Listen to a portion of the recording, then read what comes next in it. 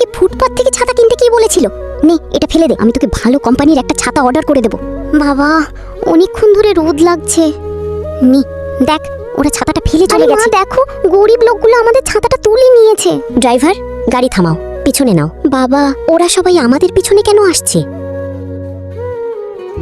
এই শোনো, ছাতাটা দাও। আরে মালকিন, আপনি তো এখানেই ছাতাটা ফেলে দিয়েছিলেন। এটা আমার ছাতা, আমার যখন ইচ্ছা হবে তখন ফেলবো। নিয়ে যান। চলো বাবা। খুব মজা লাগলো, চলো আর একবার ছাতাটা ফেলে ওদের নিয়ে মজা করি। মেয়ে দেখ, ওরা আবার ছাতাটা ফেলে দিয়েছে। আরে মেয়ে, আবারও একটা ছাতা পেয়ে গেলাম।